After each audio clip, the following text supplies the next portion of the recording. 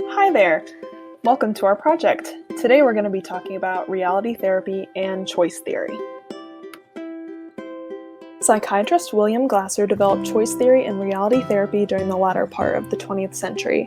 His theory opposes behaviorism, which he critically referred to as external control psychology. Glasser asserted instead that environmental factors do not control human behavior, but only provide information. Human beings choose their own behaviors. According to this theory, 5 basic needs motivate human behavior: survival and self-preservation, power, competence, and achievement, freedom and independence, fun and enjoyment, and love and belonging. As a general rule, Glasser viewed love and belonging as the most dominant of these needs. It's helpful to think about this theory using a metaphor of the individual as a car. Every car needs an engine, and the 5 basic needs power the choice theory engine. A car also needs somewhere to go. In choice theory, all people are trying to reach a destination known as their quality world. This includes people, things, and ideas that are important to us in meeting our individual needs. To get to our quality world, the car uses a front-wheel drive system called total behavior. In Glasser's theory, all behavior is total behavior. It is made up of our thoughts, actions, feelings, and physical state. We consciously control only the thinking and acting elements of our car. Feelings and physiology follow from how we choose to think and act. Glasser did not believe in mental illness and instead held clients responsible for choosing their own emotions and behavior. He maintained that most problems clients come to therapy for are relational in nature, usually one person trying to control the other. There are 3 explanations for pathological behavior: to restrain anger, get help, and avoid things.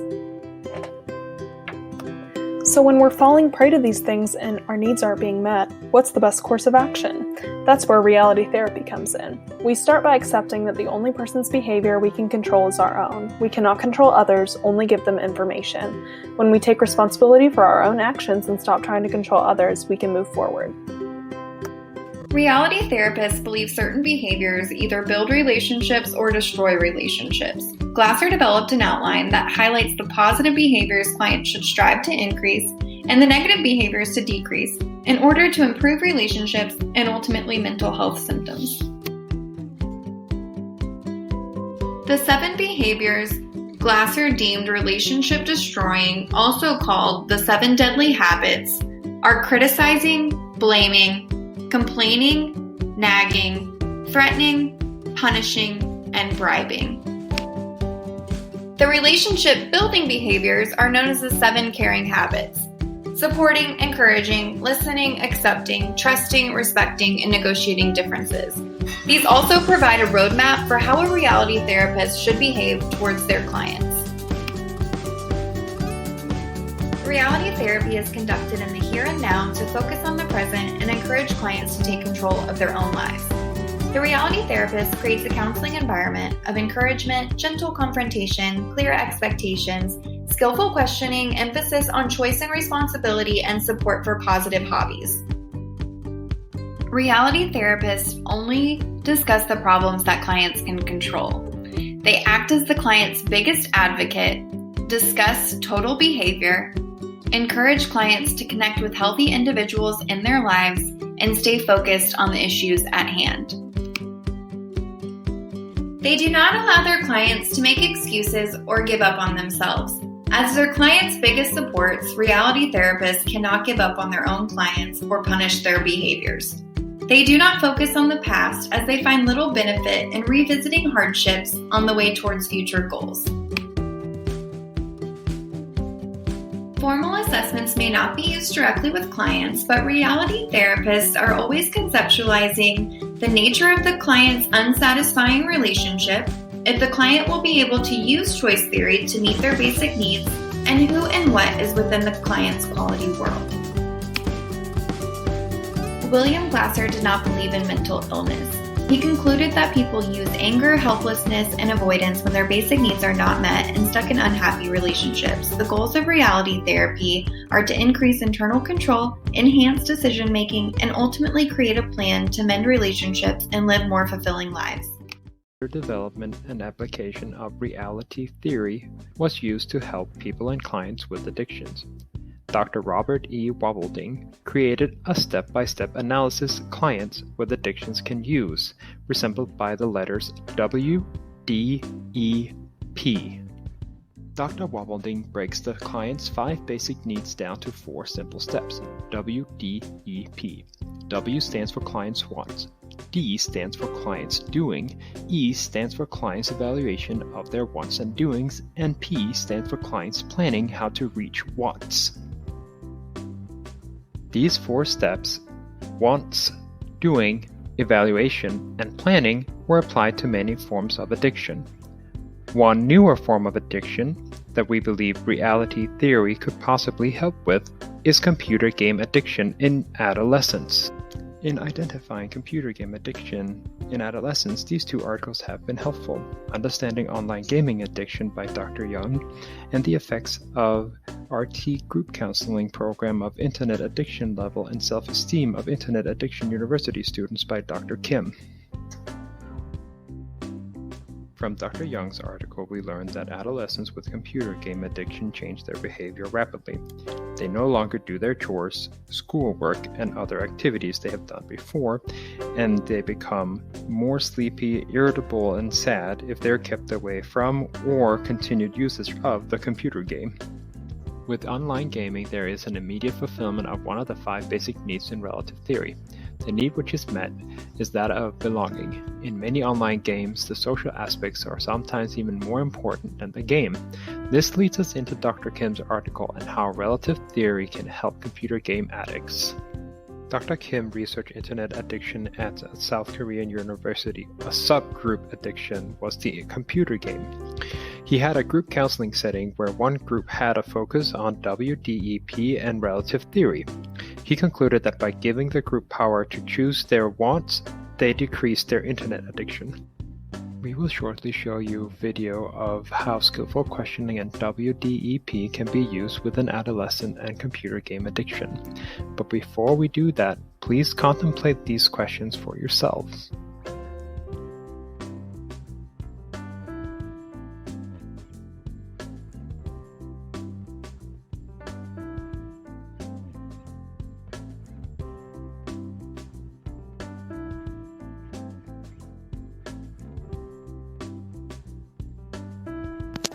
Now we will show you how a WDEP is implemented with an adolescent. Hi Moses, it's good to meet you. What brings you here today? I don't know if it can help me. I don't know if you can help me. I don't know if anyone can help me. I feel like such a loser.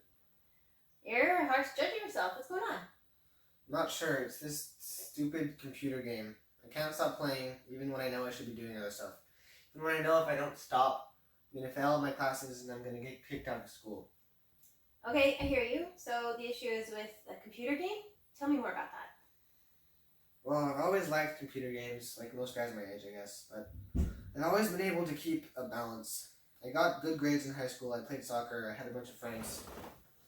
I got into this university, which is my best choice school, but now that I'm here, things are just falling apart. I've become obsessed with this stupid computer game. I stay up all night playing, and then I'm too tired to go to class the next morning. And the homework is hard because I don't understand what's happening, and instead of getting help or studying, I just keep playing computer games. I'm on the verge of failing some of my classes, and if I do, my whole life will be ruined. Such a loser. Well, believe me, you're not the only one in this predicament. But the good news is that there's a lot you can do to get yourself out of it. Like what? There's nothing I want to do. I just want to play computer games. Well, that's a good place to start. Why is it that people want to do things anyway, right? All people are motivated by what we call 5 basic needs. The first one is your basic, survival needs, food, water, shelter, that sort of thing. Second to that is love and belonging. People need to feel like they have family and friends that love them or they fit in, people that need them. Next one would be freedom, independence. You need to be able to feel like you're free to pursue your goals, to go where you want to do the things that you want to do. Power and accomplishment. This is kind of, you need to feel in control of yourself and you need to feel like you have the power and ability to accomplish your goals. And then the last one, fun and enjoyment. That's basically, you just need to have a chance to kick back and relax once in a while. We all have these needs, and what we do in our lives is externally in pursuit of fulfilling some of these needs. Okay, that sounds right. What does this have to do with me playing computer games? Well, let's think about it. You're choosing to spend a lot of your time playing this game, right? So whether you know it or not consciously, playing this game must be meeting some of these 5 needs. Can you think how? Maybe you take the first one, love and belonging. Well, I have friends I play with. I'm pretty good at the game. They think I'm funny and they like playing with me, so they're good friends. I like them. They're probably better friends than people from high school. Yeah, okay, I think you're onto something there for sure. What about freedom and independence?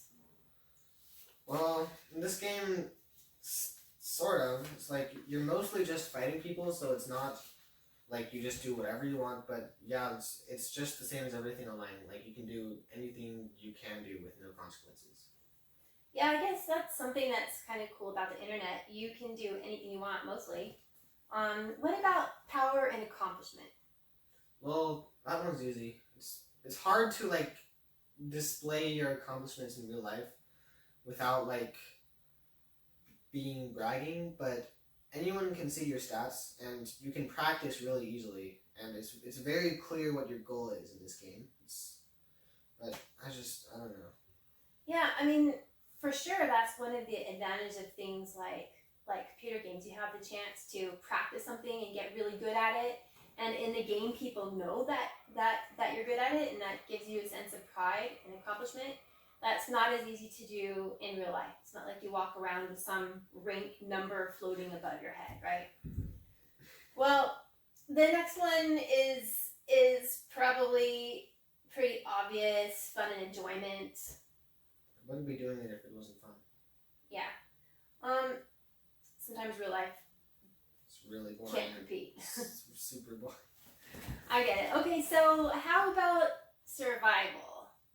How is this meeting your survival needs? Not good. I don't. I'm failing some of my classes. I don't have a job. My parents pay for some stuff, but not for everything. And if I fail my classes, I'm not going to get a job later. So I don't eat well. Sometimes I don't shower every day. It sucks. I don't know.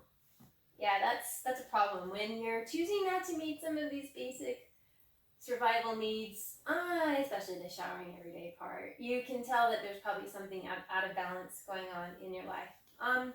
Let me ask you a question. How did you meet these 5 needs before you came to school and before computer games became a problem for you? Well, I was at home. I was going to high school, so I had family and friends from school. Freedom and independence. I don't know. High school is, but I like had a job. I got my driver's license. I could do a lot of stuff, but like power and accomplishment. I played soccer. And our team did really well. We went to the state tournament like two years in a row. And fun enjoyment. I had a lot of fun with my friends. So yeah. So what changed when you came to school? Well, I left my family and friends. I guess one problem is like college doesn't tell me what to do. I thought I would like that, but now I don't, because I'm not on any sports teams. I don't get exercise. I don't have a job. I don't have very much money. I don't know. It's just easier to just play computer games, and it's like a short term fix for all the needs that I need to be meeting. Yeah, hey, you make that connection really quick. It takes a lot of people a long time to realize that their drinking or computer gaming or whatever distraction it is really hijacking their need to meet these needs, and it's causing them more problems than it's solving. So good job for you on that. What do I do? Because I still don't know what to do. Okay, well, here's what I'm going to do. I'm going to give you this worksheet here. It's kind of like a homework assignment, but I'm not going to grade you on it. But I want you to look at it, and especially this first week, I want to focus on the first 2 sections. the first section, I have a copy of it here. This is called the WDEP worksheet. Okay. WDEP stands for, you can see it on here. Wanting, doing, evaluating, planning? Yes, yeah. Wants, doing, evaluate, and plan. So the first section, as you can see here, it wants you to take a real close look at what you want. I want you to really think about these things. Get past the monkey brain part of you that just wants to stay up all night on the computer and eat junk food. So, what do you want instead of the problem? So, like, what do I want to be doing? Yeah, so that's like instead of... What do I want to be doing? I don't know. So the problem you came here for, this is like the computer gaming when you know you should be doing other stuff, right? So if that wasn't in your life, if you could just take that part out of your life, what would you prefer to be in its place, right? That's what it's asking you. Okay. So if you look at the next section here, this is the doing section, and it wants you, it's asking you to look at the things that you're choosing to do, and then notice how you feel, right? So what you do, all of the things that you do, that's what you think, how you act, the way you're feeling emotionally, and even like the way that you're feeling physically. Okay. Notice the connection between what you're choosing to do and how you feel So about just it. like everything I'm doing. Right, not just the computer gaming, but whenever you're doing these things. So I just want you to start making that connection, right? So just work on those two sections this week. Next week, when you come back, we'll talk about the next two sections, evaluating and planning. Basically, we'll talk about whether what you're choosing to do is getting you closer or farther away from what you want, what we talk about in this first section. If it's not, then that's when you need a new plan, right? And we can talk about how to make a good plan and how to choose different things in your life. Does that make sense? Yeah, I guess so. I can do that this week. I already feel a little bit better. Like, maybe I can get myself out of this. I don't know. Well, that's excellent. I think you're going to do just great. I'll see you next week. Okay. Were you able to consider some of the WDEP questions from the perspective of your own life? Here is a closer look at the worksheet questions. If you would like additional information on the use of choice theory and reality therapy for internet and gaming addiction, see the following sources. For more information on the WDEP model and other techniques in reality therapy, please see Dr. Webbelding's book, Reality Therapy for the 21st Century. Reality therapy has been used successfully in many contexts, ranging from individuals to couples to families and even to schools and entire communities. Choice theory and reality therapy is also taught and practiced in nations and cultures across the globe.